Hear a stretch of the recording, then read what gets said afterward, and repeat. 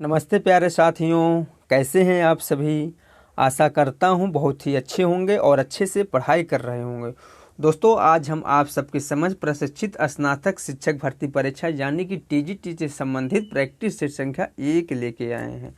चलिए देर न करते हुए शुरू करते हैं क्वेश्चन नंबर 1 से। यदि मेरा वीडियो आप सभी लोगों को अच्छा लगे तो लाइक करें और सब्सक्राइब करें। क्वेश्चन नंबर 1 है, वीर गाथा काल का समय है सन 1050 से 1375 तक, या फिर संवत 1150 से 1375 तक, या फिर संवत 1050 से 1375 तक, या फिर सन 990 से 1300 ईस्वी तक। तो इसमें जो ऑप्शन सही हो जाएगा ऑप्शन नंबर सी सही हो जाएगा। संवत 1050 से 1375 तक वीरगाथा काल का समय है। वीरगाथा काल को एक अन्य नाम आदिकाल के नाम से भी जाना जाता है। वीरगाथा का नाम आचार्य रामचंद्र शुक्ल जी ने दिया हुआ है। चलिए हम लोग अगला क्वेश्चन देखते हैं। क्वेश्चन नंबर 2 देखते हैं। निम्नलिखित में से एक विधा हिंदी गद्य की विधा नहीं है।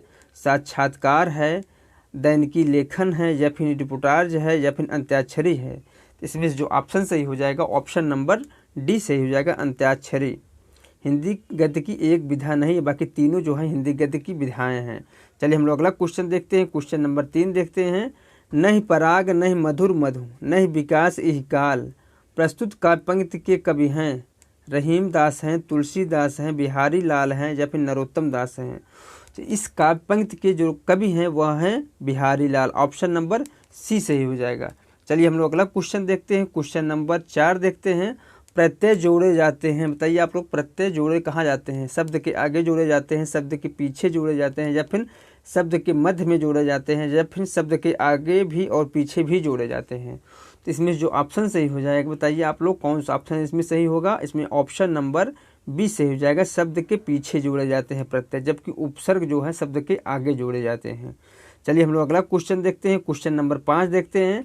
निम्नलिखित रचनाओं में एक रचना मलिक मोहम्मद जायसी की है। इनमें से कौन सी एक रचना मलिक मोहम्मद जायसी की है। मृगावती मधुमालती जो रचना है मलिक मोहम्मद जायसी की नहीं है, बल्कि अखरावट और पद्मावती समय ये दोनों रचनाएं मलिक मोहम्मद जायसी की हैं। इसलिए ऑप्शन नंबर इसमें दोनों सही होगा। चलिए हम लोग अगला क्वेश्चन देखते हैं। क्वेश्चन नंबर 6 देखते हैं। सूची 1 को सूची 2 से सुमेलित करना है। तो यह रस दिया गया है, उसके अस्थाई भाव दिए गए हैं, इसका मिलान करना है। तो हास्य रस का अस्थाई भाव क्या होगा, हास होगा, जबकि करुण रस का अस्थाई भाव शोक होगा, और शांत रस का स्थायी भाव निर्वेद या शांति होगा, या फिर श्रृंगार रस का स्थायी भाव रति होता है। चलिए हम लोग अगला क्वेश्चन देखते हैं। क्वेश्चन नंबर 7 देखते हैं। संतन कहा सीकरी सो काम, यह पंक्ति किसकी है। संगीत सम्राट तानसेन की है, या फिर स्वामी हरिदास की है, या फिर कुम्भन दास की है, या फिर महाप्रभु वल्लभाचार्य की है। इसमें जो ऑप्शन सही हो जाएगा ऑप्शन नंबर सी सही हो जाएगा। यह जो काव्य पंक्ति है वह है किसका, कुम्भन दास का। चलिए हम लोग अगला क्वेश्चन देखते हैं। क्वेश्चन नंबर 8 देखते हैं। हिंदी दिवस, बताइए हिंदी दिवस कब मनाया जाता है। 7 अप्रैल को मनाया जाता है, या फिर 14 नवंबर को मनाया जाता है, 1 मई को, या फिर 14 सितंबर को। तो इसमें जो ऑप्शन सही हो जाएगा ऑप्शन नंबर 4 सही हो जाएगा, यानी कि डी सही हो जाएगा। ऑप्शन नंबर डी 14 सितंबर को मनाया जाता है हिंदी दिवस। चलिए हम लोग अगला क्वेश्चन देखते हैं। क्वेश्चन नंबर 9 देखते हैं। रस सूत के प्रणेता हैं, बताइए रस सूत के प्रणेता कौन है। आचार्य चड़क हैं, या फिर आचार्य कुंतक हैं, या फिर आचार्य भरत मुनि हैं, या फिर आचार्य अमर मुनि हैं। तो इसमें जो ऑप्शन सही हो जाएगा ऑप्शन नंबर सी सही हो जाएगा। आचार्य भरत मुनि रस सूत के प्रणेता हैं। चलिए हम लोग अगला क्वेश्चन देखते हैं। क्वेश्चन नंबर 10 देखते हैं। जो व्यक्ति कम से कम खर्च करे उसके लिए एक शब्द कौन सा है। कृपण है, या फिर मितव्ययी है, या फिर अपव्ययी है, या फिर मक्खी चूस है। तो बताइए आप लोग इसमें से कौन सा ऑप्शन सही हो जाएगा। इसमें ऑप्शन नंबर बी सही हो जाएगा। क्या सही हो जाएगा, ऑप्शन नंबर बी सही हो जाएगा। चलिए हम लोग अगला क्वेश्चन देखते हैं। उसने कहा था यह कहानी किसकी है, बताइए उसने कहा था यह जो कहानी है किसकी है। किशोरीदास वाजपेयी की है, चंद्रधर शर्मा गुलेरी की है, या फिर रविंद्रनाथ टैगोर की है, या फिर बंकिम चंद्र की है। इसमें जो ऑप्शन सही हो जाएगा बताइए आप लोग। उसने कहा था कहानी किसकी है, तो वह है चंद्रधर शर्मा गुलेरी की। ऑप्शन नंबर बी सही हो जाएगा। चलिए हम लोग अगला क्वेश्चन देखते हैं। क्वेश्चन नंबर 12 देखते हैं। राजा भोज का सपना किसकी रचना है। राजा राधिका रमन सिंह की है, या फिर राजा लक्ष्मण सिंह की है, या फिर राजा शिव प्रसाद सितारे हिंद की है, या फिर जगमोहन सिंह की है। तो इसमें जो ऑप्शन सही हो जाएगा ऑप्शन नंबर सी सही हो जाएगा। राजा भोज का सपना जो है वह राजा शिव प्रसाद सितारे हिंद की रचना है। चलिए हम लोग अगला क्वेश्चन देखते हैं। क्वेश्चन नंबर 13 देखते हैं। काव्य की शोभा बढ़ाने वाले धर्म को कहते हैं? रस कहते हैं, अलंकार कहते हैं, गुण कहते हैं, या फिर शब्द शक्ति कहते हैं? तो काव्य की शोभा बढ़ाने वाले धर्म को अलंकार कहते हैं। क्या कहते हैं? अलंकार कहते हैं। ऑप्शन नंबर बी सही हो जाएगा। चलिए हम लोग अगला क्वेश्चन देखते हैं। कारक चिन्हों का प्रयोग होता है अलंकारों में, या फिर वाक्य संरचना में, या फिर उपसर्गों में, या फिर प्रत्ययों में?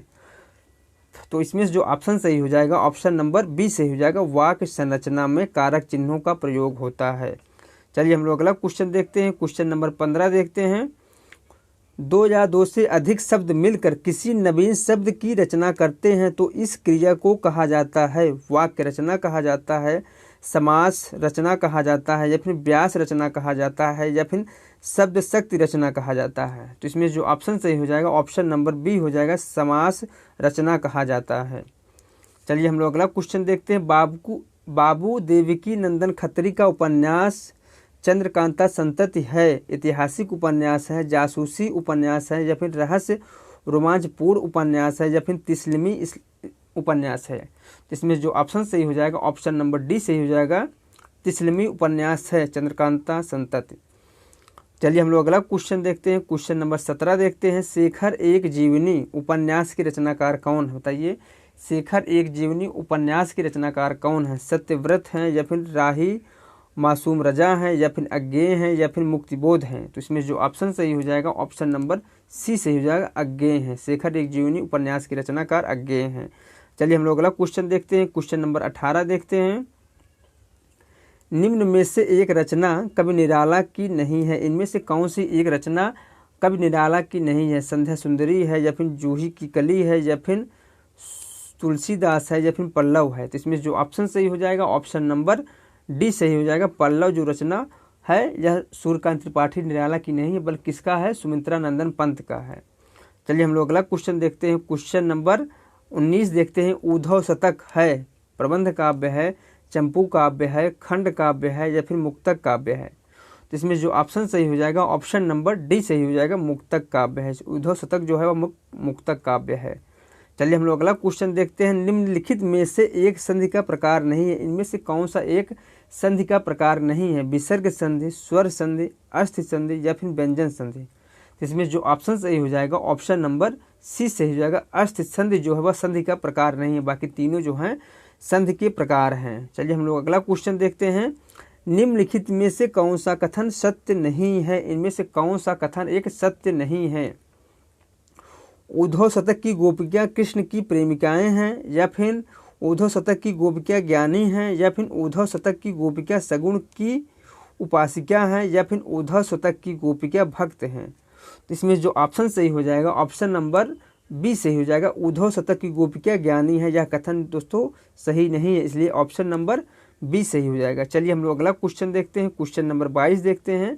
हिंदी साहित्य के पहले युग का सर्वाधिक सार्थक नाम है? आदिकाल है, चारण काल है, या फिर सिद्ध सामंत काल है, या फिर वीरगाथा काल है? तो वीरगाथा काल जो है किसने दिया है? आचार्य रामचंद्र शुक्ल जी ने दिया है, जबकि सिद्ध सामंत काल जो है राहुल शंकराचार्य जी ने दिया है। आदिकाल जो है वह हजारी प्रसाद द्विवेदी ने दिया है, और चारण काल जो दिया है किसने दिया है? रामकुमार वर्मा ने दिया है। तो सर्वाधिक जो सार्थक नाम सर्वाधिक विद्वानों द्वारा जो माना जाता है वह आदिकाल को माना जाता है। चलिए हम लोग अगला क्वेश्चन देखते हैं। क्वेश्चन नंबर 23 देखते हैं। वाक्य में किस शब्द की स्थिति का बोध कराने वाले चिन्ह को कहते हैं? वाक्य में किसी शब्द की स्थिति का बोध कराने वाले चिन्ह को कहते हैं? संयोजक चिन्ह कहते हैं, या फिर कारक चिन्ह कहते हैं, या फिर लोप चिन्ह कहते हैं, या फिर उदाहरण चिन्ह कहते हैं? तो इसमें जो ऑप्शन सही हो जाएगा ऑप्शन नंबर बी सही हो जाएगा। कारक चिन्ह कहते हैं। चलिए हम लोग अगला क्वेश्चन देखते हैं। जो शब्द क्रिया की विशेषता बताता है उसे क्या कहते हैं? बताइए, जो शब्द क्रिया की विशेषता बताता है उसे क्या कहते हैं? विशेषण कहते हैं, या फिर क्रिया विशेषण कहते हैं, या फिर वाक्य विशेषण कहते हैं, या फिर सर्वनाम कहते हैं? इसमें जो ऑप्शन सही हो जाएगा ऑप्शन नंबर बी सही हो जाएगा। क्रिया विशेषण कहते हैं। चलिए हम लोग अगला क्वेश्चन देखते हैं। क्वेश्चन नंबर 25 देखते हैं। हिंदी के प्रगतिवादी युग का आरंभ होता है सन 1935 से, या फिर सन 1942 से, या फिर सन 1936 से, या फिर सन 1920 से। तो इसमें जो ऑप्शन सही हो जाएगा ऑप्शन नंबर सी सही हो जाएगा, 1936 से। चलिए हम लोग अगला क्वेश्चन देखते हैं। क्वेश्चन नंबर 36 देखते हैं। अंग्रेजी साहित्य में अभिव्यंजनावाद के प्रवर्तक थे फ्रायर थे, क्रोचे थे, अरस्तु थे, या फिर होरेस थे। इसमें जो ऑप्शन सही हो जाएगा ऑप्शन नंबर बी सही हो जाएगा। कौन सा? ऑप्शन नंबर बी सही हो जाएगा। अंग्रेजी साहित्य में अभिव्यंजनावाद के प्रवर्तक क्रोचे थे।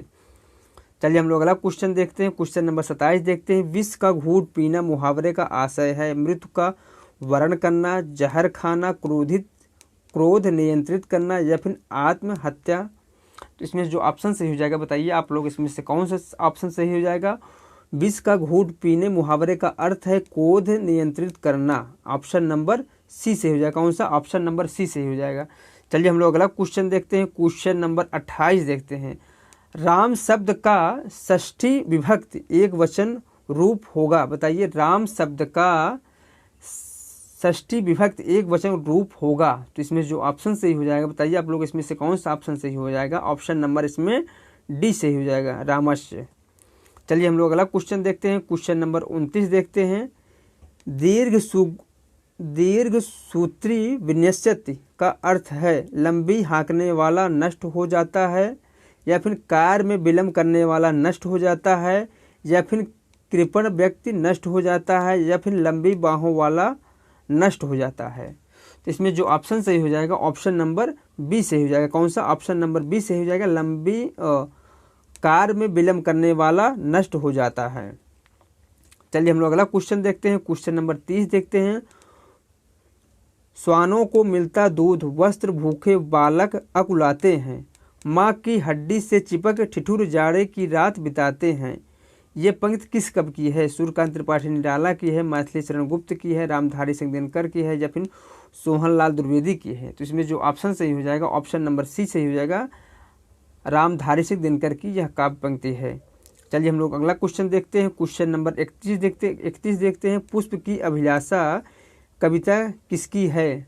बनारसी दास चतुर्वेदी की है, या फिर हरिकृष्ण प्रेमी की है, हरिकृष्ण चतुर्वेदी की है, या फिर माखनलाल चतुर्वेदी की है, या फिर सौभाग्यमल जैन की है। तो इसमें जो ऑप्शन सही हो जाएगा क्वेश्चन नंबर 31 का ऑप्शन नंबर सी सही हो जाएगा, माखनलाल चतुर्वेदी की कविता है पुष्प की अभिलाषा।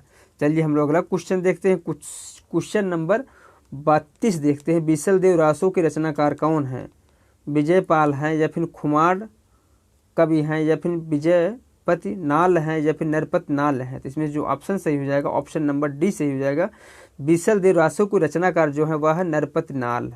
चलिए हम लोग अगला क्वेश्चन देखते हैं। क्वेश्चन नंबर 33 देखते हैं। कमायनी महाकाव्य के प्रथम और अंतिम सर्ग हैं। बताइए आप लोग, कमायनी महाकाव्य के अंतिम और प्रथम सर्ग हैं। तो इसमें कुल कितने सर्ग हैं? तो कुल 17 सर्ग हैं। और सॉरी दोस्तों 15 सर्ग हैं। कौन कौन सो? चिंता, आशा, श्रद्धा, काम, वासना, लज्जा, कर्म, ईर्ष्या, ईड़ा, स्वप्न, संघर्ष, निर्वेद, दर्शन, रहस्य और आनंद। आनंद लास्ट में आया है। तो आनंद किस में है? आनंद ऑप्शन सी में है। उसके बाद शुरुआत कहाँ से होता है? चिंता, आशा से। तो चिंता होगा, ठीक है, इसलिए ऑप्शन नंबर सी सही हो जाएगा। चलिए हम लोग अगला क्वेश्चन देखते हैं। क्वेश्चन नंबर 34 देखते हैं। मैं नीर भरी दुख की बदली काव्य पंक्ति की कवित्री हैं। मीराबाई हैं, सुभद्रा कुमारी चौहान हैं, या फिर महादेवी वर्मा हैं, या फिर इला डालमिया हैं। तो इसमें जो ऑप्शन सही हो जाएगा ऑप्शन नंबर सी सही हो जाएगा। मैं नीर भरी दुख की बदली जो है काव्य पंक्ति जो है वह है महादेवी वर्मा की। चलिए हम लोग अगला क्वेश्चन देखते हैं। रत्नाकर की गंगावतरण रचना है। मुक्तक काव्य है, गीत काव्य है, खंड काव्य है, या फिर नवगीत काव्य है, नवगीत है।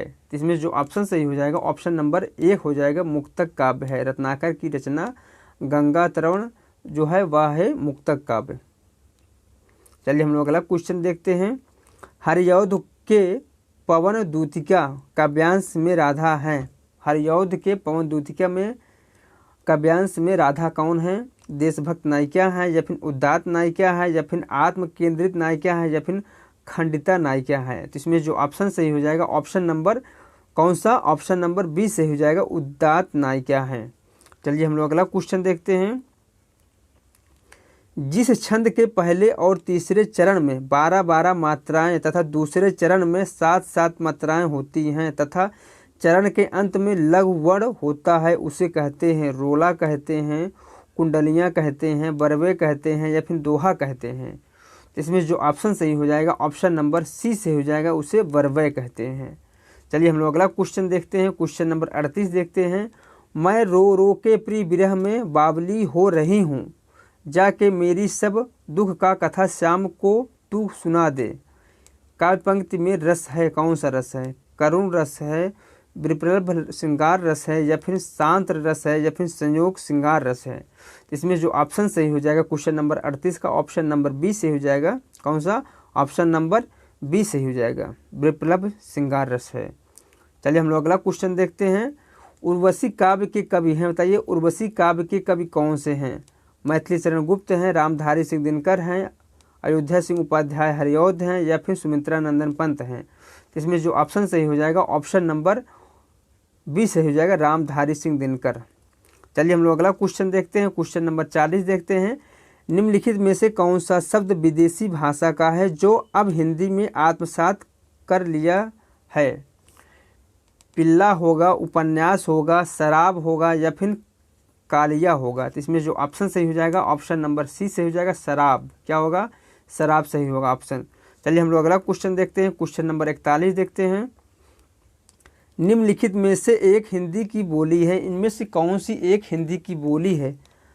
लहंदा है, कन्नौजी है, डिंगल है या फिर मराठी है। तो इसमें जो ऑप्शन सही हो जाएगा क्वेश्चन नंबर 41 का ऑप्शन नंबर बी सही हो जाएगा, कन्नौजी जो है हिंदी की एक बोली है। चलिए हम लोग अगला क्वेश्चन देखते हैं। सुदामा चरित्र के लेखक कौन है? विश्वम्भर दास हैं या फिर नरोत्तम दास हैं या फिर नरहरि दास हैं या फिर नृत्य गोपाल दास हैं। तो इसमें जो ऑप्शन सही हो जाएगा ऑप्शन नंबर कौन सा?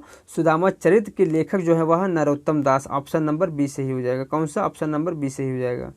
चलिए हम लोग अगला क्वेश्चन देखते हैं। मेरी जीवन यात्रा आत्मकथा है, बताइए मेरी जीवन यात्रा आत्मकथा किसकी है? डॉक्टर राजेंद्र प्रसाद की है या फिर दिनकर की है या फिर राहुल संकृत्यायन की है या फिर महात्मा गांधी की है। तो इसमें जो ऑप्शन सही हो जाएगा मेरी जीवन यात्रा जो है वह आत्मकथा किसकी है? राहुल संकृत्यायन की है, ऑप्शन नंबर सी सही हो जाएगा। चलिए हम लोग अगला क्वेश्चन देखते हैं। काव्य गुणों की संख्या कितनी है? 10 है, कितनी? 10 है, 8 है, 12 है या फिर 20 है। तो इसमें जो ऑप्शन सही हो जाएगा ऑप्शन नंबर डी सही हो जाएगा, काव्य गुणों की संख्या 10 है। चलिए हम लोग अगला क्वेश्चन देखते हैं। क्वेश्चन नंबर 45 देखते हैं। निम्नलिखित रचनाओं में से सूरदास की एक रचना नहीं है? सूर सागर, रस गंगाधर या फिर सूर सरावली या फिर साहित्य लहरी। तो इसमें जो ऑप्शन सही हो जाएगा ऑप्शन नंबर बी सही हो जाएगा, रस गंगाधर सूरदास की रचना नहीं है, बाकी तीनों रचनाएं जो हैं सूरदास की रचना है। चलिए हम लोग अगला क्वेश्चन देखते हैं।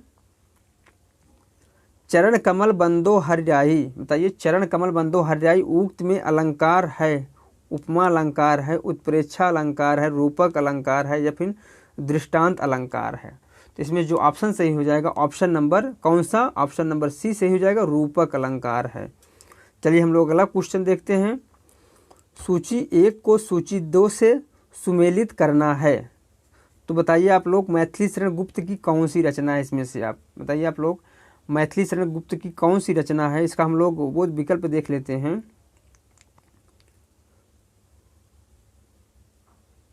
क्वेश्चन नंबर कितना है? क्वेश्चन नंबर 47 है।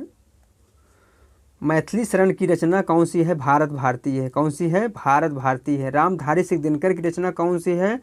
कुरुक्षेत्र है। और अयोध्या सिंह उपाध्याय की कौन सी रचना है? वह है रस कलश। जबकि नदी के दीप जो है वह है अज्ञेय की रचना है।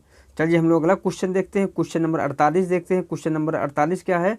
भारतवर्षोन्नत कैसे हो, यह निबंध भारतेंदु हरिश्चंद्र ने लिखा था किस सन में? सन 1884 में या फिर 1880 में या फिर 1894 में या फिर 1872 ईस्वी में। तो इसमें जो ऑप्शन सही हो जाएगा ऑप्शन नंबर ए हो जाएगा, सन 1884 ईस्वी में लिखा था। चलिए हम लोग अगला क्वेश्चन देखते हैं। निम्नलिखित में से एक रचना महावीर प्रसाद द्विवेदी जी की नहीं है, इनमें से कौन सी एक रचना महावीर प्रसाद द्विवेदी की नहीं है? विचार विमर्श, रसज्ञ रंजन या फिर साहित्यकार शिखर या फिर अतीत के चलचित्र। तो इसमें जो सही ऑप्शन हो जाएगा ऑप्शन नंबर डी हो जाएगा। अतीत के चलचित्र जो है महावीर प्रसाद द्विवेदी की रचना नहीं, बाकी तीनों रचनाएं जो हैं महावीर प्रसाद द्विवेदी की रचना है। चलिए हम लोग अगला क्वेश्चन देखते हैं। महाकवि माघ का प्रभात वर्णन निबंध के लेखक ने चंद्रमा की क्रियाओं के वर्णन में किस अलंकार का प्रयोग किया है? दृष्टांत अलंकार का, यमक अलंकार का, श्लेष अलंकार का, या फिर मानवीकरण अलंकार का? तो इसमें जो ऑप्शन सही हो जाएगा क्वेश्चन नंबर 50 का ऑप्शन नंबर डी सही हो जाएगा। कौन सा? ऑप्शन नंबर डी सही हो जाएगा। चलिए हम लोग अगला क्वेश्चन देखते हैं। सुंदर दास के निबंध की प्रमुख दो शैलियां हैं। सुंदर दास के निबंध की प्रमुख दो शैलियां कौन कौन सी है? भावनात्मक चित्रात्मक है, या फिर परिचयात्मक सूत्रात्मक है, या फिर व्याख्यात्मक विवेचनात्मक है, या फिर विचारात्मक विश्लेषणात्मक है? तो इसमें जो ऑप्शन सही हो जाएगा ऑप्शन नंबर डी सही हो जाएगा। कौन सा? ऑप्शन नंबर डी सही हो जाएगा। चलिए हम लोग अगला क्वेश्चन देखते हैं। क्वेश्चन नंबर 52 देखते हैं। इनमें से एक प्रगतिवादी आलोचक है। इनमें से कौन सा एक प्रगतिवादी आलोचक है? नंद दुलारे वाजपेयी हैं, डॉक्टर नागेंद्र हैं, या फिर रामविलास शर्मा हैं, या फिर रामचंद्र शुक्ल हैं? तो इसमें जो ऑप्शन सही हो जाएगा ऑप्शन नंबर सी सही हो जाएगा। कौन? Option number C Ramvilas Sharma प्रगतिवादी आलोचक हैं। चलिए हम लोग अगला क्वेश्चन देखते हैं। मेरी असफलताएं आत्मकथा है, किसकी है? डॉक्टर नगेंद्र की है, डॉक्टर शंभूरानंद की है, या फिर बाबू गुलाब राय की है, या फिर बाबू वृंदावन लाल वर्मा की है? तो इसमें जो ऑप्शन सही हो जाएगा ऑप्शन नंबर सी से हो जाएगा। मेरी असफलताएं जो है बाबू गुलाब राय की आत्मकथा है। चलिए हम लोग अगला क्वेश्चन देखते हैं। इनमें से एक व्यक्ति छायावाद का सर्वाधिक सशक्त आलोचक है। इनमें से कौन सा एक व्यक्ति जो है छायावाद का सशक्त आलोचक है? डॉक्टर हजारी प्रसाद, या फिर डॉक्टर नामवर सिंह, या फिर डॉक्टर नंद दुलारे वाजपेयी, या फिर डॉक्टर दूधनाथ सिंह? तो इसमें जो ऑप्शन सही हो जाएगा ऑप्शन नंबर सी सही हो जाएगा, डॉक्टर नंद दुलारे वाजपेयी। कौन सा? ऑप्शन नंबर सी सही हो जाएगा। चलिए हम लोग अगला क्वेश्चन देखते हैं। क्वेश्चन नंबर 55 देखते हैं। कबहू की कांजी सीकरण क्षीर सिंधु बनी बिन साई। इस काव्य पंक्ति में कांजी सीकरण का अर्थ है दुग्ध की बूंदें, या फिर कटु रस की बूंदें, या फिर मट्ठा या छाछ की बूंदें, या फिर उपयुक्त में से कोई नहीं? इसमें जो ऑप्शन सही हो जाएगा ऑप्शन नंबर कौन सा? ऑप्शन नंबर सी सही हो जाएगा। क्या सही हो जाएगा? ऑप्शन नंबर सी मट्ठा या छाछ की बूंदें। चलिए हम लोग अगला क्वेश्चन देखते हैं। क्वेश्चन नंबर 56 देखते हैं। प्रसाद के नाटकों की निम्नलिखित में से एक विशेषता नहीं है। राष्ट्रीय भावना नहीं है, ऐतिहासिकता नहीं है, या फिर प्रसादांतता नहीं है, या फिर रहस्यात्मकता नहीं है? तो इसमें जो ऑप्शन सही हो जाएगा बताइए आप लोग, इसमें से कौन सा ऑप्शन सही हो जाएगा? इसमें ऑप्शन नंबर डी सही हो जाएगा। रहस्यात्मकता जो है प्रसाद के नाटकों की विशेषता नहीं है। चलिए हम लोग अगला क्वेश्चन देखते हैं। आचार्य शुक्ल के निबंध संग्रह का नाम कौन सा है? बताइए आचार्य शुक्ल के निबंध संग्रह का नाम कौन सा है? त्रिवेणी है, या फिर चिंतामणि है, या फिर वेणी है, या फिर मणिमुक्ता है? तो इसमें जो ऑप्शन सही हो जाएगा ऑप्शन नंबर कौन सा? ऑप्शन नंबर बी सही हो जाएगा, चिंतामणि। चलिए हम लोग अगला क्वेश्चन देखते हैं। हिंदी नवरत्न के लेखक हैं, बताइए हिंदी नवरत्न के लेखक कौन है? शिव सिंह सेंगर है, या फिर जॉर्ज गियर्सन है, या फिर मिश्र बंधु हैं, या फिर डॉक्टर सत्येंद्र हैं? तो इसमें जो ऑप्शन सही हो जाएगा ऑप्शन नंबर सी सही हो जाएगा। हिंदी नवरत्न के लेखक मिश्र बंधु हैं। चलिए हम लोग अगला क्वेश्चन देखते हैं। निम्नलिखित में से एक विशेषता हजारी प्रसाद द्विवेदी की आलोचना पद्धति में नहीं पाई जाती है। सांस्कृतिक भावना नहीं पाई जाती है, ऐतिहासिक दृष्टि नहीं पाई जाती है, या फिर मानवतावादी दृष्टिकोण नहीं पाया जाता है, या फिर कल्पना नहीं पाया जाता है? तो इसमें जो ऑप्शन सही हो जाएगा बताइए आप लोग, इसमें से कौन सा ऑप्शन सही होगा? इसमें ऑप्शन नंबर डी सही हो जाएगा। कल्पना की विशेषता नहीं पाया जाता है। चलिए हम लोग अगला क्वेश्चन देखते हैं। क्वेश्चन नंबर 60 देखते हैं। कथाकार शिवानी की कहानियों का मुख्य शैली है विचारात्मक है, वर्णनात्मक है, या फिर भावात्मक है, या फिर चित्रात्मक है? तो इसमें जो ऑप्शन सही हो जाएगा ऑप्शन नंबर बी सही हो जाएगा। वर्णनात्मक मुख्यतः इनकी शैली है। चलिए हम लोग अगला क्वेश्चन देखते हैं। पठनीयम में प्रत्यय है, बताइए आप लोग पठनीयम में कौन सा प्रत्यय है? तो इसमें जो ऑप्शन सही हो जाएगा इसमें ऑप्शन नंबर बी सही हो जाएगा। अनियर जो है पठनीयम में प्रत्यय है। चलिए हम लोग अगला क्वेश्चन देखते हैं। क्वेश्चन नंबर 62 देखते हैं। सहयोगेन साथ के योग में विभक्ति होती है, द्वितीय विभक्ति होती है, चतुर्थी विभक्ति होती है, पंचमी विभक्ति होती है, या फिर तृतीय विभक्त होती है? तो इसमें जो ऑप्शन सही हो जाएगा ऑप्शन नंबर डी सही हो जाएगा। तृतीय विभक्त होती है। चलिए हम लोग अगला क्वेश्चन देखते हैं। क्वेश्चन नंबर 63 देखते हैं। शिव सिंह सेगर का निम्नलिखित में से कौन सा ग्रंथ है? शिव शक्ति स्रोत है, या फिर शिवा बावनी है, या फिर शिव सिंह सरोज है, या फिर शिव संवाद है? तो इसमें जो ऑप्शन सही हो जाएगा ऑप्शन नंबर सी सही हो जाएगा। शिव सिंह सेगर की जो रचना है वह है शिव सिंह सरोज। चलिए हम लोग अगला क्वेश्चन देखते हैं। क्वेश्चन नंबर 64 देखते हैं। लल्लू लाल की रचना का नाम क्या है? सुख सागर है, प्रेम सागर है, ज्ञान सागर है, या फिर विद्या सागर है? तो इसमें जो ऑप्शन सही हो जाएगा ऑप्शन नंबर कौन सा बताइए आप लोग सही हो जाएगा? ऑप्शन नंबर बी सही हो जाएगा। लल्लू लाल की रचना प्रेम सागर है, इसलिए ऑप्शन नंबर बी सही हो जाएगा। चलिए हम लोग अगला क्वेश्चन देखते हैं। प्रजा हितैषी पत्र प्रकाशित किया किसने किया था? राजा शिव प्रसाद सितारे हिंद ने, सदल मिश्र ने, या फिर राम सिंह तोमर ने, या फिर राजा लक्ष्मण सिंह ने? तो प्रजा हितैषी पत्र का जो प्रकाशित किया था वो किए थे किसने?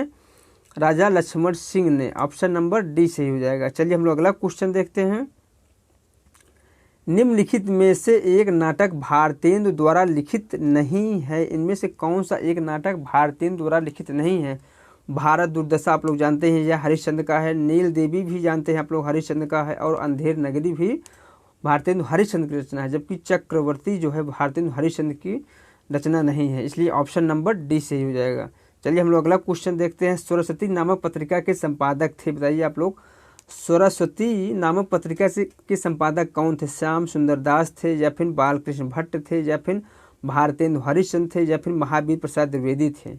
इसमें जो ऑप्शन सही हो जाएगा ऑप्शन नंबर डी सही हो जाएगा। सरस्वती पत्रिका के संपादक जो थे वह थे महावीर प्रसाद द्विवेदी। चलिए हम लोग अगला क्वेश्चन देखते हैं। अनिवार्चनीय शब्द का अर्थ है, बताइए? वचनों से बाहर, या फिर वाणी का अकथनीय, वाणी द्वारा अकथनीय, या फिर वाणी का विषय, या फिर वचनहीन? इसमें जो ऑप्शन सही हो जाएगा ऑप्शन नंबर बी सही हो जाएगा। वाणी द्वारा अकथनीय अनिवार्चनीय शब्द का अर्थ है। चलिए हम लोग अगला क्वेश्चन देखते हैं। क्वेश्चन नंबर 69 देखते हैं। विभाव, अनुभाव और संचारी भाव के योग से रस की उत्पत्ति होती है, अभिव्यक्ति होती है, निष्पत्ति होती है, या फिर व्यक्ति होती है? तो इसमें जो ऑप्शन सही हो जाएगा बताइए आप लोग इसमें से कौन सा ऑप्शन सही हो जाएगा? तो विभाव, अनुभाव, संचारी भाव के योग से रस की निष्पत्ति होती है, इसलिए ऑप्शन नंबर सी सही हो जाएगा। चलिए हम लोग अगला क्वेश्चन देखते हैं। अभिज्ञान शाकुंतलम है, काव्य है, दृश्य काव्य है, मुक्तक काव्य है, या फिर खंड काव्य है? तो इसमें जो ऑप्शन सही हो जाएगा ऑप्शन नंबर बी सही हो जाएगा, दृश्य काव्य है। चलिए हम लोग अगला क्वेश्चन देखते हैं। क्वेश्चन नंबर 71 देखते हैं। ये उपमान मैले हो गए हैं, ये उपमान मैले हो गए हैं, देवता इन प्रतीकों के कर गए कूच। यह काव्य, यह कथन किस कवि की है? धूमिल की है, या फिर मुक्तिबोध की है, या फिर केदारनाथ अग्रवाल की है, या फिर अज्ञेय की है? इसमें जो ऑप्शन सही हो जाएगा ऑप्शन नंबर डी से हो जाएगा। यह दोस्तों काव्य पंक्ति जो है वह अज्ञेय की है। चलिए हम लोग अगला क्वेश्चन देखते हैं। क्वेश्चन नंबर 72 देखते हैं। हिरोशिमा कविता द्वारा कवि ने बचनों की चेतावनी दी, बताइए किससे बचने की चेतावनी दी है? दुखवाद से, पलायन से, अनैतिक कार्यों से, या फिर विज्ञान की विनाशकारी पक्ष से? इसमें जो ऑप्शन सही हो जाएगा ऑप्शन नंबर डी सही हो जाएगा। विज्ञान के विनाशकारी पक्ष से बचने का सलाह दिया है। यह किसकी रचना है? यह है अज्ञेय की रचना है। चलिए हम लोग अगला क्वेश्चन देखते हैं।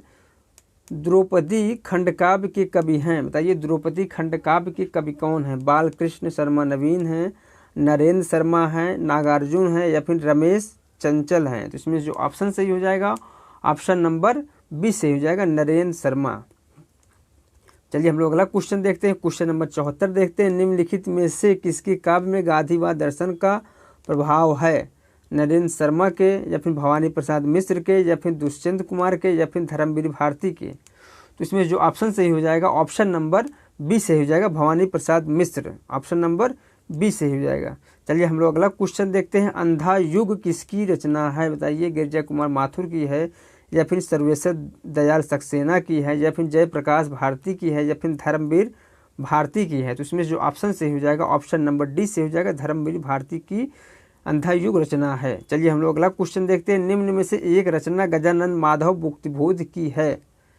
उत्तर जय है, या फिर गीत फरोश है, या फिर चांद का मुंह टेढ़ा है, या फिर निर्झर है? तो इसमें जो ऑप्शन सही हो जाएगा ऑप्शन नंबर कौन सा, ऑप्शन नंबर सी सही हो जाएगा। चांद का मुंह टेढ़ा गजानंद माधव मुक्तबोध की रचना है, जबकि गीत फरोश जो है किसकी रचना है, वह है भवानी प्रसाद मिश्र की। चलिए हम लोग अगला क्वेश्चन देखते हैं। निम्नलिखित में से एक समास नहीं है, इनमें से कौन सा एक समास नहीं है, अंतर्द्वंद, द्विगु, द्वंद या फिर कर्मधारय समास। तो इसमें से जो अंतर्द्वंद है जो समास नहीं है, बाकी तीनों जो है द्विगु समास, कर्मधारय समास, द्वंद समास समाज के भेद हैं। चलिए हम लोग अगला क्वेश्चन देखते हैं।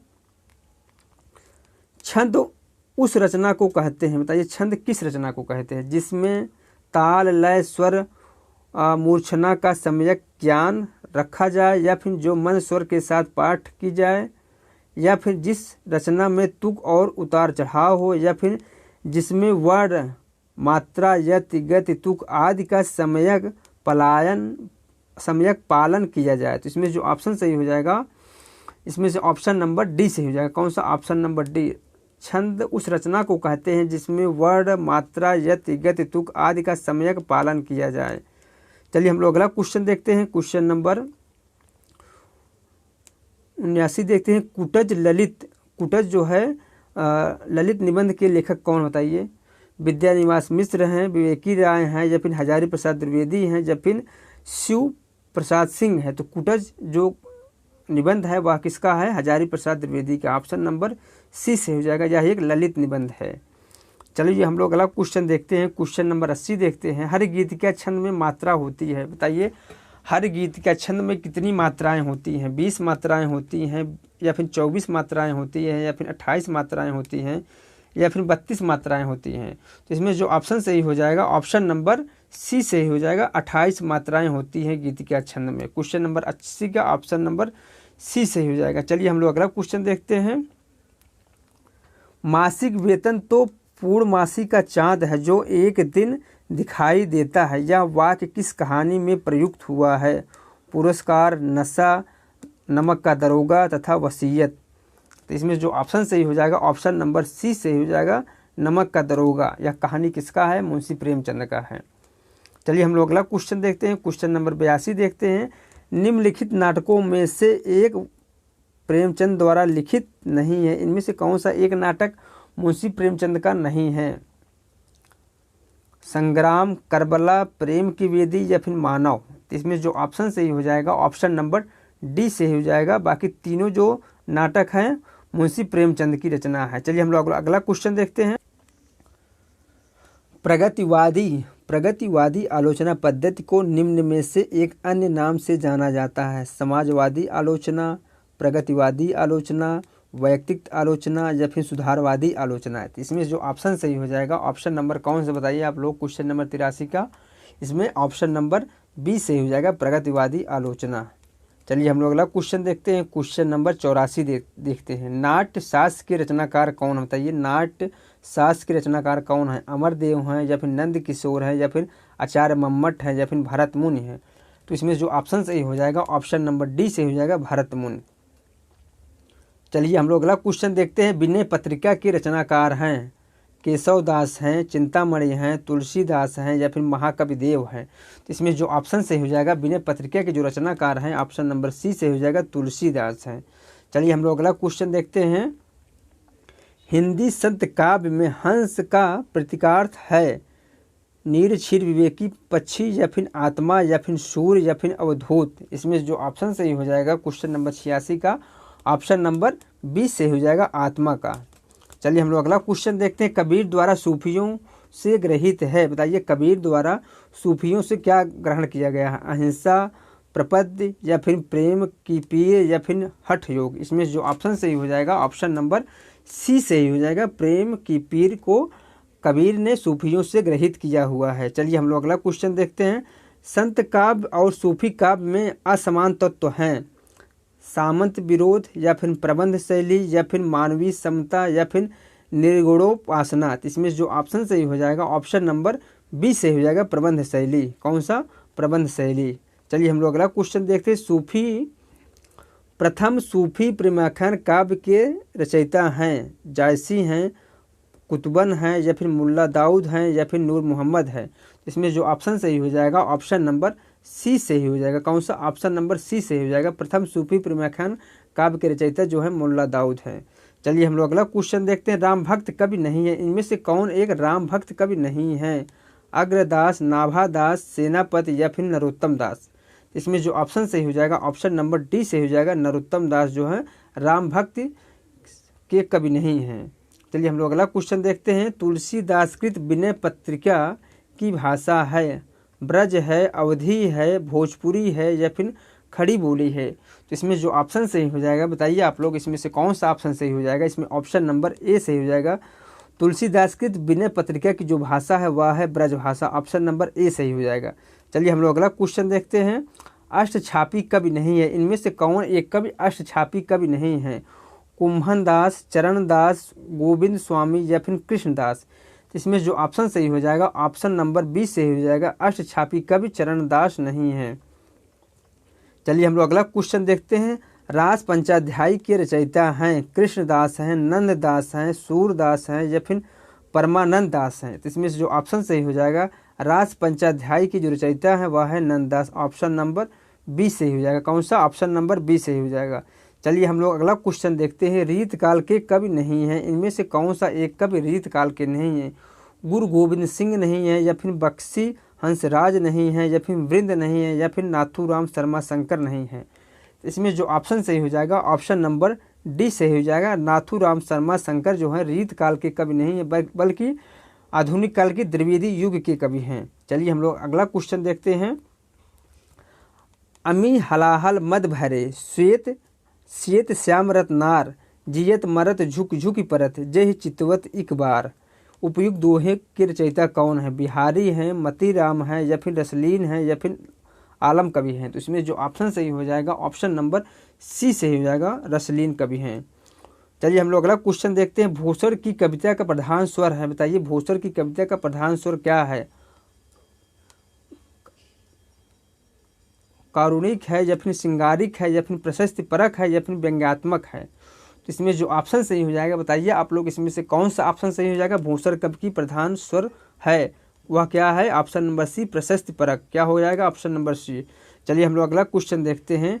नई कविता की विशेषता नहीं है, नई कविता की विशेषता कौन सी नहीं है? वाद मुक्तता नहीं है या फिर वैचारिकता नहीं है या फिर राग दीप्ति नहीं है या फिर शंका संदेह के स्वर नहीं है? तो इसमें जो ऑप्शन सही हो जाएगा ऑप्शन नंबर डी सही हो जाएगा। शंका संदेह के स्वर नहीं है नई कविता की विशेषता। चलिए हम लोग अगला क्वेश्चन देखते हैं। क्वेश्चन नंबर 58 देखते हैं। रक्त है या है नसों में क्षुद्र पानी, जांच कर तू शीश दे देकर जवानी? उपयुक्त पंक्ति के रचयिता कौन है? सुभद्रा कुमारी चौहान या फिर बालकृष्ण शर्मा नवीन या फिर रामधारी सिंह दिनकर या फिर माखनलाल चतुर्वेदी? इसमें जो ऑप्शन नंबर सही हो जाएगा ऑप्शन नंबर डी सही हो जाएगा। माखनलाल चतुर्वेदी। कौन? माखनलाल चतुर्वेदी। चलिए हम लोग अगला क्वेश्चन देखते हैं। क्वेश्चन नंबर 99 देखते हैं। क्वेश्चन नंबर 99 क्या है? यह छुई मुई सा सकुचाना, यह छुई मुई सा सकुचाना, भयभीत मृग सा घबराना, नहीं यह नहीं लाज की बेला प्रिय, कुंजों में छिप छिप कर छेड़ रहा, दो सीजा कवियों को फागुन? उपयुक्त पंक्ति के रचयिता कौन? बताइए उपयुक्त पंक्ति के रचयिता कौन है?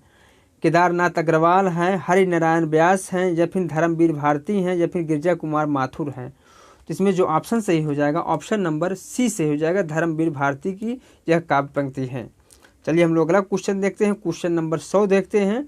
रामधारी सिंह दिनकर को भारतीय ज्ञानपीठ पुरस्कार प्राप्त हुआ था किस रचना पर?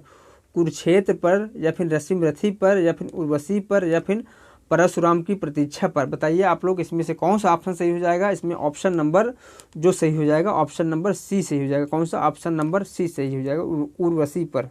चलिए हम लोग अगला क्वेश्चन देखते हैं। क्वेश्चन नंबर 1 देखते हैं। क्वेश्चन नंबर 1 क्या है? खिला हो जो बिजली का फूल, मेघवन बीच गुलाबी रंग, उपयुक्त पंक्ति में बिजली का फूल पदबंध है, प्रतीक की भूमिका कर रहा है या फिर बिंब विधायक है या फिर मिथक है या फिर फंतासी है? तो इसमें जो ऑप्शन सही हो जाएगा ऑप्शन नंबर कौन सा? क्वेश्चन नंबर 101 का ऑप्शन नंबर बी सही हो जाएगा, बिंब विधायक। चलिए हम लोग अगला क्वेश्चन देखते हैं। क्वेश्चन नंबर 102 देखते हैं। संस्कृत के 4 अध्याय के लेखक का नाम है?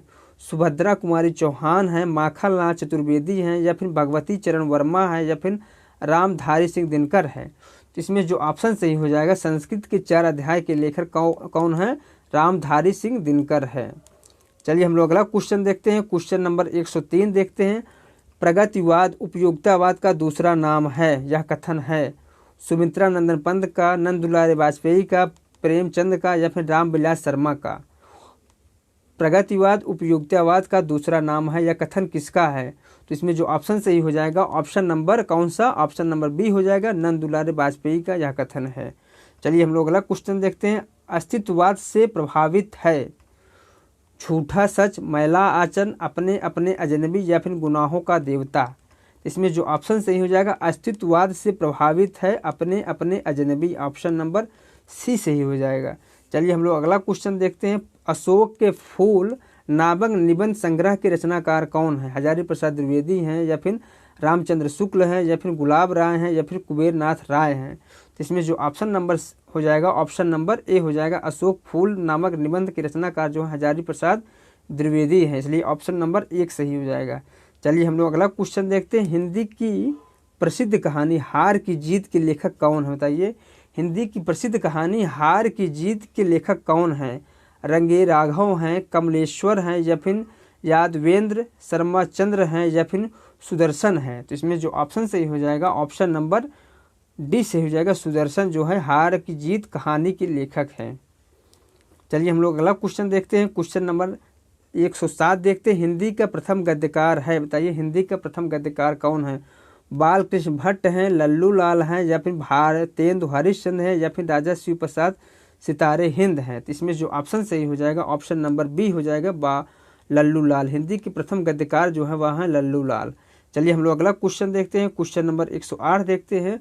प्रेमचंद के अधूरे उपन्यास का नाम है। बताइए, प्रेमचंद के अधूरे उपन्यास का नाम क्या है? गबन है, रंगभूमि है, या फिर मंगलसूत्र है, या फिर सेवा सदन है। तो दोस्तों आप लोगों को पता ही होगा प्रेमचंद के अधूरे उपन्यास का कौन सा है इनका एक अधूरा उपन्यास। दोस्तों आप लोग मुझे कमेंट करके बताइएगा कि प्रेमचंद का अधूरा उपन्यास कौन सा है। चलिए हम लोग अगला क्वेश्चन देखते हैं। क्वेश्चन नंबर 109 देखते हैं। अदृप्त प्रेम और नारी मुक्ति का स्वर आचार्य हजारी प्रसाद द्विवेदी के जिस उपन्यास में मुखर है वह है चारु चंद्रलेख है, पुनर्वा है, या फिर अनाम दास का पोथा है, या फिर बाण भट्ट की आत्मकथा है। तो बताइए आप लोग इसमें कौन सा ऑप्शन सही हो जाएगा? इसमें ऑप्शन नंबर जो सही हो जाएगा, ऑप्शन नंबर डी सही हो जाएगा, बाण भट्ट की आत्मकथा उपन्यास से। चलिए हम लोग अगला क्वेश्चन देखते हैं। हिंदी का सर्वप्रथम प्रकाशित पत्र कौन सा है? बताइए, हिंदी का जो है सर्वप्रथम प्रकाशित पत्र कौन सा है? नागरी प्रचारणी सभा पत्रिका है, या फिर सरस्वती है, या फिर उदंत मातंड है, या फिर सम्मेलन पत्रिका है। तो इसमें जो ऑप्शन सही हो जाएगा, ऑप्शन नंबर सी सही हो जाएगा। चलिए हम लोग अगला क्वेश्चन देखते हैं। फोर्ट विलियम कॉलेज स्थापित किया गया था। बताइए, फोर्ट विलियम कॉलेज जो स्थापित कहाँ किया गया था? आगरा में, दिल्ली में, कोलकाता में, या फिर मथुरा में। तो इसमें जो ऑप्शन सही हो जाएगा, ऑप्शन नंबर सी सही हो जाएगा। फोर्ट विलियम कॉलेज जो है कोलकाता में स्थापित किया गया था सर्वप्रथम। चलिए हम लोग अगला क्वेश्चन देखते हैं। शिव शंभू का चिट्ठा के रचयिता कौन है? बाबू बाल मुकुंद गुप्त हैं, या फिर अंबिका दत्त व्यास हैं, या फिर केशव भट्ट हैं, या फिर बाबू तोताराम है। तो इसमें जो ऑप्शन सही हो जाएगा, बताइए आप लोग इसमें कौन सा ऑप्शन सही हो जाएगा? तो शिव शंभू का चिट्ठा के जो रचनाकार हैं वह है बाबू बाल मुकुंद गुप्त। ऑप्शन नंबर ए सही हो जाएगा। चलिए हम लोग अगला क्वेश्चन देखते हैं। साधारणीकरण शब्द के आविष्कर्ता आचार्य का नाम कौन है? भट्टनायक हैं, अभिनव गुप्त हैं, या फिर वामन हैं, या फिर उद्भट हैं। तो इसमें जो ऑप्शन सही हो जाएगा, ऑप्शन नंबर ए सही हो जाएगा। कौन सा? Option number A. साधारणीकरण शब्द के आविष्कर्ता जो है वह है भट्टनायक। चलिए हम लोग अगला क्वेश्चन देखते हैं। विभावना अलंकार का लक्षण है। बताइए, विभावना अलंकार का लक्षण क्या है? एक कार्य के अनेक कारण होना, या फिर बिना कारण के कार्य की सिद्धि, या फिर कारण होने पर भी कार्य की सिद्धि न होना, या फिर कारण कहीं कार्य कहीं। तो इसमें जो ऑप्शन सही हो जाएगा, ऑप्शन नंबर बी सही हो जाएगा, बिना कारण के कार्य की सिद्धि। ऑप्शन नंबर बी सही हो जाएगा। चलिए हम लोग अगला क्वेश्चन देखते हैं। क्वेश्चन नंबर 115 देखते हैं। निम्नलिखित में सही कथन है, इनमें से कौन सा एक सही कथन है? ऑप्शन ए है व्यंग्यार्थ निष्पत्ति में मुख्य अर्थ अनिवार्यता बाधित होता है, या फिर व्यंग्यार्थ अनिवार्यता मुख्य अर्थ से संबंधित होता है, या फिर लक्षणा की प्रवृत्ति मुख्य अर्थ के बाधित होने पर ही होती है, या फिर लक्षणा की प्रवृत्ति रूढ़ अथवा प्रायोजन आवश्यक नहीं है। लक्षणा की प्रवृत्ति में रूढ़ अथवा प्रायोजन आवश्यक नहीं है। तो इसमें जो ऑप्शन सही हो जाएगा ऑप्शन नंबर ए हो जाएगा। व्यंग्यार्थ निष्पत्ति में मुख्य अर्थ अनिवार्यता बाधित होता है। चलिए हम लोग अगला क्वेश्चन देखते हैं। क्वेश्चन नंबर 116 देखते हैं। नाट्य शास्त्रकारों द्वारा अमान्य रस है। नाट्य शास्त्रकारों द्वारा अमान्य रस कौन सा है? बीभत्स रस है, करुण रस है, शांत रस है, या फिर अद्भुत रस है? तो आप लोग पता ही होगा, इसमें जो ऑप्शन सही हो जाएगा ऑप्शन नंबर सी से हो जाएगा, शांत रस नाट्य शास्त्रकारों द्वारा अमान्य रस है। चलिए हम लोग अगला क्वेश्चन देखते हैं। कवि की अनुभूति का साधारणीकरण होता है। इस मत के पोषक हैं डॉक्टर नगेंद्र, श्याम सुंदर दास, बाबू गुलाब राय, या फिर आचार्य रामचंद्र शुक्ल। तो इसमें जो ऑप्शन सही हो जाएगा ऑप्शन नंबर 1 हो जाएगा, डॉक्टर नगेंद्र। कौन? डॉक्टर नगेंद्र। चलिए हम लोग अगला क्वेश्चन देखते हैं। क्वेश्चन नंबर 118 देखते हैं। क्वेश्चन नंबर 118 क्या है? स्वरूपता यथार्थवाद होता है, आदर्शवाद का विरोधी, कल्पना तत्व का उपेक्षक, या फिर जीवन के असुंदर पक्ष का प्रस्तोता, या फिर सामाजिक कटुता का पोषक। तो इसमें जो ऑप्शन सही हो जाएगा स्वरूपता यथार्थवाद होता है, आदर्शवाद का विरोधी, इसलिए ऑप्शन नंबर ए से हो जाएगा। कौन सा? ऑप्शन नंबर ए से हो जाएगा। चलिए हम लोग अगला क्वेश्चन देखते हैं। क्वेश्चन नंबर 119 देखते हैं। छायावाद के प्रवर्तक का नाम है जयशंकर प्रसाद, मुकुटधर पांडे, श्रीधर पाठक, या फिर सुमित्रा नंदन पंत। दोस्तों आप लोग पता ही होगा छायावाद के प्रवर्तक कौन है, तो इसमें ऑप्शन नंबर ए से हो जाएगा। जयशंकर प्रसाद जो है छायावाद प्रवर्तक है छायावाद के। चलिए हम लोग अगला क्वेश्चन देखते हैं। कलाधर उपनाम से कविता लिखते थे। भगवती चरण वर्मा लिखते थे, जयशंकर प्रसाद लिखते थे, मैथिली शरण गुप्त लिखते थे, या फिर माखनलाल चतुर्वेदी लिखते थे। तो इसमें जो ऑप्शन सही हो जाएगा कलाधर उपनाम से कविता लिखते थे Jaishankar Prasad, option number B सही हो जाएगा। चलिए हम लोग अगला क्वेश्चन देखते हैं। क्वेश्चन नंबर 121 देखते हैं। जैन कवि स्वयंभू ने अपने ग्रंथ पौमचर्यु में वर्णन किया है। जैन धर्म के सिद्धांतों का वर्णन किया है, या फिर श्री राम कथा का वर्णन किया है, या फिर श्री कृष्ण चरित्र का वर्णन किया है, या फिर तीर्थकार महावीर स्वामी का वर्णन किया है। तो इसमें जो ऑप्शन सही हो जाएगा ऑप्शन नंबर बी सही हो जाएगा। श्री राम कथा का वर्णन किया है जैन कवि स्वयंभू ने अपने ग्रंथ पौमचर्यु में। चलिए हम लोग अगला क्वेश्चन देखते हैं। क्वेश्चन नंबर 122 देखते हैं। अपभ्रंश रचना भविष्यंत कहा, या फिर भविष्यत कथा के रचनाकार कवि कौन हैं? पुष्पदंत हैं, हेमचंद हैं, धनपाल हैं, या फिर स्वयंभू हैं? तो इसमें जो ऑप्शन सही हो जाएगा ऑप्शन नंबर सी से हो जाएगा, धनपाल है। कौन है? धनपाल है, ऑप्शन नंबर सी से हो जाएगा। चलिए हम लोग अगला क्वेश्चन देखते हैं। क्वेश्चन नंबर 123 देखते हैं। हिंदी भाषा का सर्वप्रथम समाचार पत्र है, बताइए हिंदी भाषा का सर्वप्रथम समाचार पत्र कौन सा है? प्रचारक है, या फिर राष्ट्र जीवन है, या फिर उद्यंत मार्तंड है, या फिर उदयाचल है? इसमें से जो ऑप्शन सही हो जाएगा ऑप्शन नंबर सी से हो जाएगा। कौन सा? ऑप्शन नंबर सी से हो जाएगा। चलिए हम लोग अगला क्वेश्चन देखते हैं। क्वेश्चन नंबर 124 देखते हैं। दक्षिण भारत में सर्वप्रथम दक्षिणी हिंदी के ग्रंथ हिदायतनामा के लेखक हैं ख्वाजा अहमद अब्बास हैं, इब्न बतूता हैं, निजाज अहमद हैं, या फिर ख्वाजा बंदानवाज गेसुदराज हैं? तो इसमें जो ऑप्शन सही हो जाएगा ऑप्शन नंबर डी से हो जाएगा। कौन सा? ऑप्शन नंबर डी से हो जाएगा। चलिए हम लोग अगला क्वेश्चन देखते हैं और इस वीडियो का लास्ट क्वेश्चन देखते हैं। दोस्तों हम लोगों को सुलिमित मिलान करना है, ठीक है। अब मागधी अपभ्रंश कहाँ की है? पूर्वी हिंदी की है। मागधी अपभ्रंश पूर्वी हिंदी की है। अर्धमागधी अपभ्रंश जो है वह कहाँ की है? सॉरी दोस्तों गलत बता दिए। मागधी अपभ्रंश जो है वह बिहारी हिंदी की है। किसकी है? बिहारी हिंदी की है। और अर्धमागधी अपभ्रंश जो है वह पूर्वी हिंदी की है। और सौरसेनी अपभ्रंश जो है वह है पश्चिमी हिंदी की। और ब्राचन अपभ्रंश जो है वह है सिंधी हिंदी की, ठीक है। इसमें कौन सा ऑप्शन सही हो जाएगा? इसमें पहले कौन सा होगा? गा होगा, उसके बाद घा होगा। गा इसमें ऑप्शन नंबर दोस्तों डी से हो जाएगा। गा और घा, ख और का, ठीक है। ठीक दोस्तों, यह वीडियो दोस्तों यहीं समाप्त हो रहा है। यदि मेरा वीडियो आप सभी लोगों को अच्छा लगा हो तो लाइक करें और सब्सक्राइब करें। दोस्तों आप लोग मुझे कमेंट करके ज़रूर बताइएगा कि आप लोगों का कितना क्वेश्चन सही हुआ है।